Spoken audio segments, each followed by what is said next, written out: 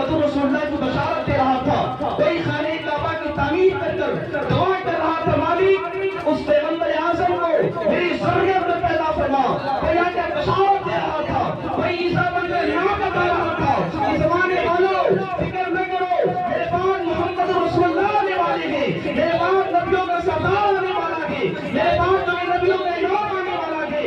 اسی طرح سرکار غوث اعظم کی ولادت کا وقت قریب آیا، اور اسی بغداد کی دھرتی سے، اسی بغداد کی جامع مسجد سے جنید بغدادی فرماتے ہیں، جنید بغدادی کہتے ہیں کہ میرے کاندھے پر بھی عبد القادر جیلانی کا قدم ہے۔ پوچھا گیا کہ جنید بغدادی کیا وجہ ہے، کون آنے والا ہے جس کی آپ کاندھا پیش کر رہے ہیں؟ تو آپ کہتے ہیں کہ مجھے اللہ کی طرف سے الہام ہوا ہے، اسی بغداد جس کو اللہ غوث کو بڑا کتاب میں آئے گا، وہ اعلان کرے گا عالمی حاضری اللہ رحمتی کلی ولی کے اللہ سارے ولیوں کی گردن پہ اس سے ختم ہوگا۔ مجھے وقت آ گیا، میں نے اعلان کر دیا کہ جب وہ آئے گا تو آئے گا، لیکن جنید پہلے سے اپنی گردن کو پیش کر رہا ہے سبحان اللہ سبحان اللہ۔ آپ کے آنے سے پہلے امام مسئلہ اصلی چھپا دے رہی ہے کہ سنو غوث اعظم کی ولادت ہونے والی ہے، وہ غوث کبریٰ، وہ صاحب غوث کبریٰ زمین پر آنے والا ہے، یہ چھپا لیا جائے، جب بغداد دھرتی پر آ جائے تو اس کو کھودا دیا جائے۔ کوئی حسن غزل یاد کیجیے، عصمت کے پسینے پڑ رہا ہے اور بتا رہا ہے زمانے کو ایک ولی آنے والا ہے جس کو اللہ ایک عظیم مرتبہ عطا فرمائے گا، اور آپ دیکھیں ولی کسی اور کا نام نہیں ہے بلکہ سرکار سیدنا عبد القادر جیلانی محی الدین کا نام ہے۔ اللہ نے آپ کو بڑی عظیم مرتبہ عطا فرمایا۔ آپ کی ولادت سے پہلے، آپ کی پیدائش سے پہلے زمانے کے ولیوں نے لوگوں کو بشارت دی کہ لوگوں ایسا ولی آنے والا ہے جس کی شان کا عالم یہ ہوگا، جس کے مرتبے کا عالم یہ ہوگا کہ اللہ اس کو محبوبیت کا درجہ عطا فرمائے گا۔ اب جانتے محبوبیت کیا ہوتی ہے؟ اب دیکھیں میرا امام کہتا ہے تو وہ غوث ہے کہ ہر غوث کو شیدا تیرا، زمانہ غوث کا شیدا ہوتا ہے، لیکن عبد القادر جیلانی کا مرتبہ یہ ہے کہ خود غوث آپ کا شیدا ہوا کرتے ہیں۔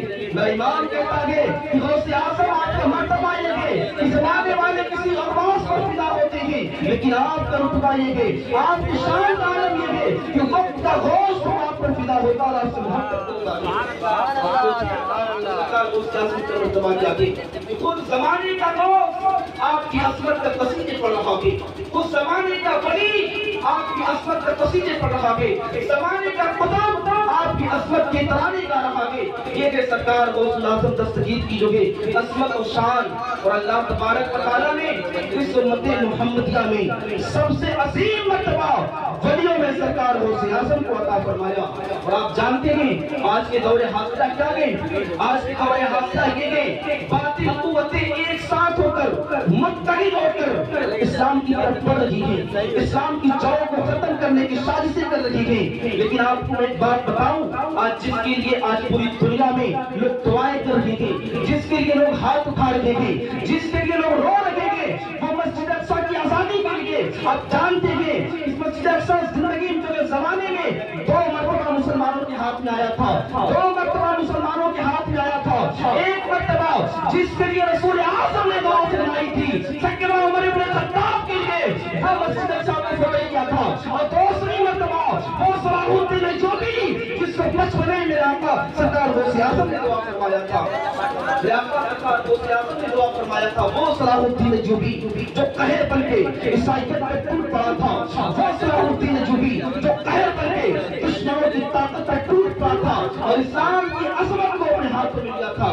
اب جانتے ہیں کہ سرکار غوث اعظم کا مرتبہ کیا ہے؟ میرے آقا کے دیوانوں، سرکار غوث اعظم کا فرمان ہے کہ جو انسان میری جماعت قادریت میں شامل ہو جائے گا میں ضمانت دیتا ہوں، میں ضمانت دیتا ہوں قیامت تک جتنے بھی مریدین شامل ہوتے رہیں گے بغیر توبہ کو اس کی موت نہیں ہو سکتی ہے۔ میرے آقا کے دیوانوں، اگر دامن پکڑنا بھی تو غوث اعظم کے دامن کو پکڑ لو، اس لیے کہ ایسا پیر تمہیں نہیں ملے گا۔ یہ پیر کا مرتبہ کیا ہے؟ سنو، دنیا میں انسانوں کا پیر ہوا کرتے ہیں، دنیا میں لاکھ ہزار کروڑوں کے پیر ہوا کرتے ہیں، لیکن میرے غوث کا رتبہ یہ ہے وہ انسانوں کا بھی پیر ہے، وہ جناتوں کا بھی پیر ہے، وہ ملائکہ کا بھی پیر ہے، اسی لیے دنیا دریا نے پیلا پیلا اس کے اس لیے دامن پکڑتا ہے تو قادریت کا دامن پکڑ لوں. اس لیے قادریت کا دامن کوئی عام دامن نہیں ہے بلکہ ایک بریلی سے دیوانہ جب بریلیت کی دامن کو پکڑا تھا تو وہ کہتا تھا عالم استغراق میں دعا کرتا تھا قادری کر قادری میں اٹھا عبد القادر قدرت ماں کی بات سے مولا جب تک زندہ رکھ غوث اعظم کے قدموں پر زندہ رکھ. جب موت ہے تو غوث اعظم پر جو موت ہے. جب قیامت کے دن اٹھا تو سرکار غوث اعظم کے قدموں میں اٹھا. یہ دعا میرے آقا امام احمد رضا فرماتے تھے. آپ سوچیں کہ سرکار غوث اعظم کا صحیح کا مرتبہ کیا ہے, اللہ نے آپ کو رتبہ کیسا عطا فرمایا ہے. اور آپ جانتے ہیں یہ جماعت قادریت کیا ہے. یہ جماعت قادریت کوئی عام جماعت نہیں ہے, لیکن آپ پڑھیں تواریخ کو بغداد کی دھرتی کو آپ کو پتا چلے گا. جب بغداد کی دھرتی پر منگول تاتاری اسلام کے مخالفت جو لوگ دشمن بن کے قہر بن کے ٹوٹ پڑے تھے, وہاں کی مسلمانوں کو اس کو نابود کر دیا گیا تھا. تو اللہ تبارک و تعالیٰ نے سرکار غوث اعظم کو منتخب فرمایا. آپ جیران میں پیدا ہوئے تھے تو عراق کی دھرتی میں گئے, لیکن آپ کو عرب کی طرف بھیجا گیا, بغداد میں بھیجا گیا, اور پھر آپ کے ذریعے دوبارہ اسلام کی ابیاری بنائی گئی. اسی لیے آپ کا نام محی الدین جیلانی پڑا, دوبارہ دین کو زندگی بخشنے والا.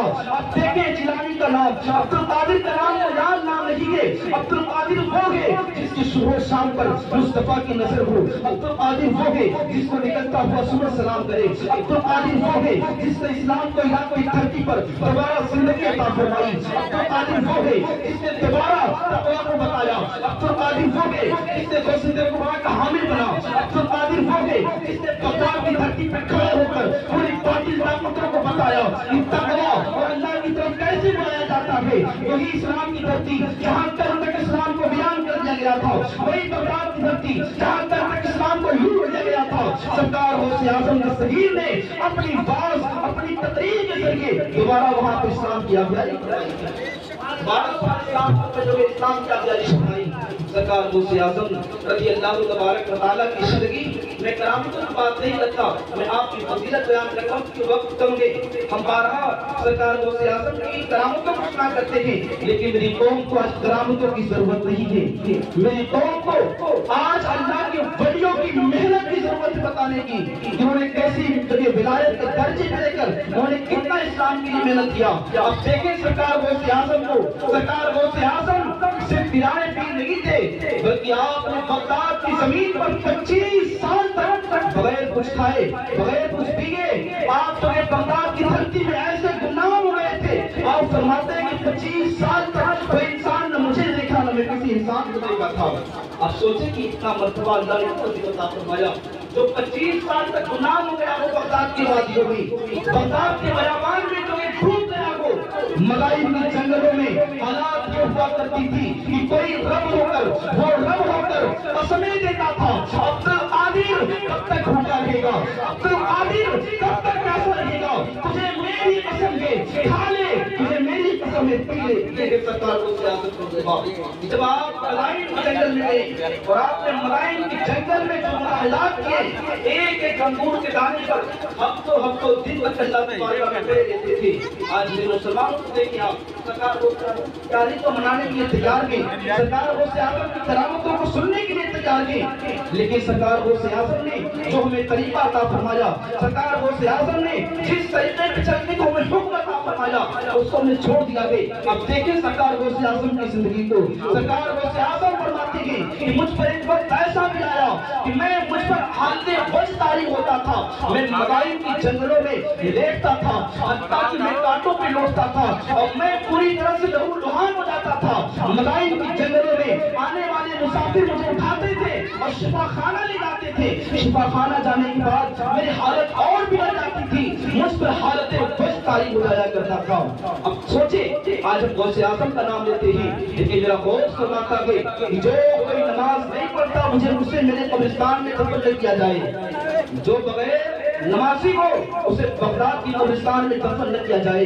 آج دیکھیں ہمارے حالات کیا ہیں، ہم تو ولیوں کے نام لیا کرتے ہیں لیکن ولیوں کی زندگی کو پڑھو، اللہ نے ان کو ولایت کیسے عطا فرمائی، اللہ نے ان کو ولایت کیسے دی۔ آپ جب پڑھیں گے تو آپ کو پتہ چلے گا انہوں نے اپنے آپ کو فراغ اللہ کر لیا تھا، انہوں نے اپنے آپ کو فراغ رسول کر لیا تھا، اس لیے اللہ تبارک و تعالیٰ نے انہیں عظیم منصب عطا فرمایا۔